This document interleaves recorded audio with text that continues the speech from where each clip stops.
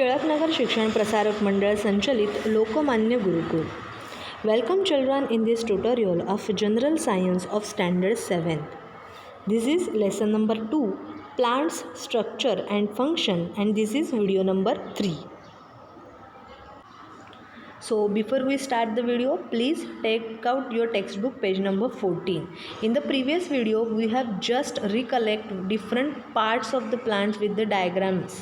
Okay, म्हणजे आपण डायग्रामवरनं फक्त त्याचे काय काय पार्ट्स आहेत ते बघितले होते. What are they? Stigma, anther, pedicel, पेटल, कोरोला, हे सगळी नावं आपण फक्त जस्ट रिकलेक्ट केली होती, जस्ट बघितली होती डायग्रामवरनं. आता प्रत्येकाचं फंक्शन काय आहे ते आपण बघणार आहोत, बरोबर.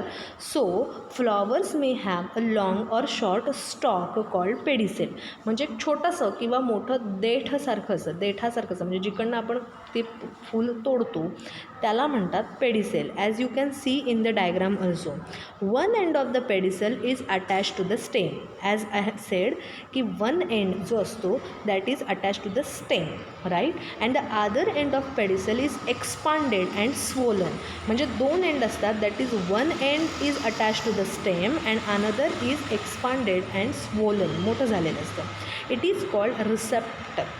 Okay, petal and other parts of the flowers are supported on receptacle.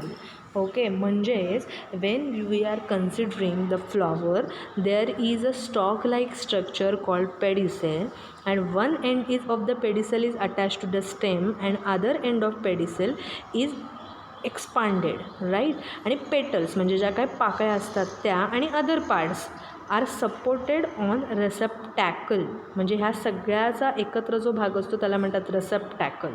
मग कुठले कुठले पार्ट्स आहेत तर कॅलिक्स आहे, कोरोला आहे, androecium and gynoecium are different parts of flowers, right. Now we will see what is calyx.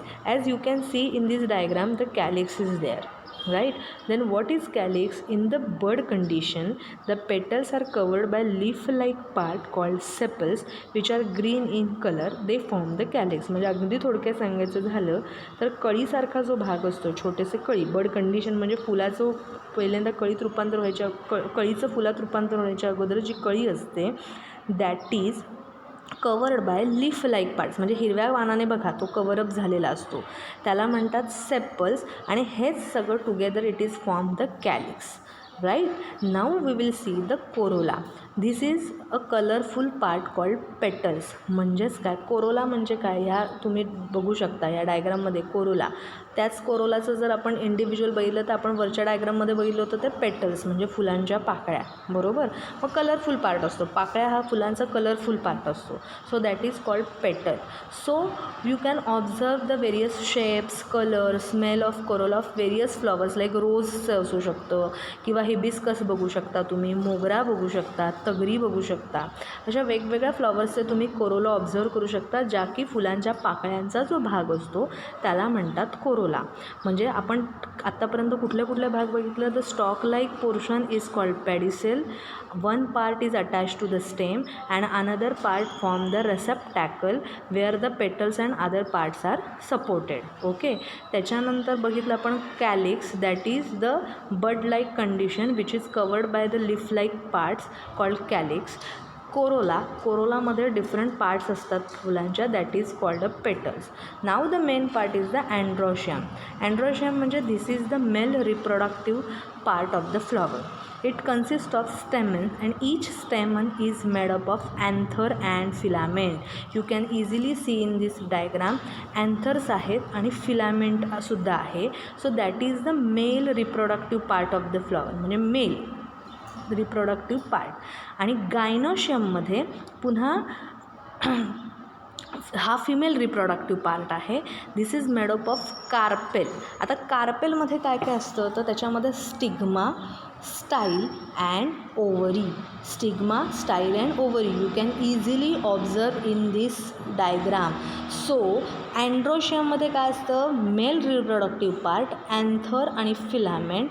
गायनोशियममध्ये असतं stigma, style and ovary which is the female reproductive part. Now we have seen the vertical section of hibiscus flower in the previous video and now also you can observe in this diagram. So जर तुम्ही मी आता हे छान बघितलं की नाही आणि ब्लेडने अगदी एक एक पाकळी जर व्यवस्थित बाजूला काढली तर you can easily observe that style, stigma, ovary, pedicel असे जे काही वेगवेगळे पार्ट्स आत्ता आपण स्टडी करतो आहे ते तुम्ही इझिली ऑब्झर्व करू शकता फॉर द हिबिस्कस फ्लॉवर. आता मग हे मेल रिप्रोडक्टिव्ह आहे, फिमेल रिप्रोडक्टिव्ह पार्ट्स आहेत. मग what is the function of that after maturity, म्हणजे कॅलिक्स बरोबर. बड कंडिशनमध्ये काय आहे, कॅलिक्स, त्याचं छान फ्लॉवर झालं म्हणजे मॅच्युअर्ड झालं. त्याच्यानंतर ॲन्थर बस्ट होतं, म्हणजे ते जे पिवळे पिवळे पोलन ग्रेन्स असतात की नाही ते जे असतात ना that are released and fall on to the stigma, म्हणजे तिथेच खाली स्टिग्मामध्ये पडतात, जी की फिमेल रिप्रोडक्टिव्ह सिस्टीम आहे. And this process is called pollination. Due to pollination ovules, म्हणजे ओव्हरीमधनं जे येणारे ओव्ह्युल्स आहेत that is egg cells that get fertilized, आणि fertilized ovules from the seeds and ovary develops into a fruit. म्हणजे जर fertilise झाल्यानंतर बी तयार होते आणि जे ओव्हरी पार्ट असतो त्याचं बनतं फळ. तर अशा पद्धतीनं प्लांटचं रिप्रोडक्शन होतं ड्यू टू द फ्लॉवरमध्ये जे प्रेझेंट असतात male reproductive and female reproductive असतात ते. तर हे जे फर्टिलायझेशन आहे त्याला म्हणतात pollination, means the falling of the pollen grains of the flower into the ovary of the flower. Right, म्हणजे मेल रिप्रोडक्टिव्ह सिस्टीमचं फिमेल रिप्रोडक्टिव्ह सिस्टीममध्ये जाणं that is the pollination. Then there are many types of pollination. This is in your next standard. Right now you have to just remember the different parts of the flower and what is pollination and what is their function. Okay, so this is for the video. Thank you.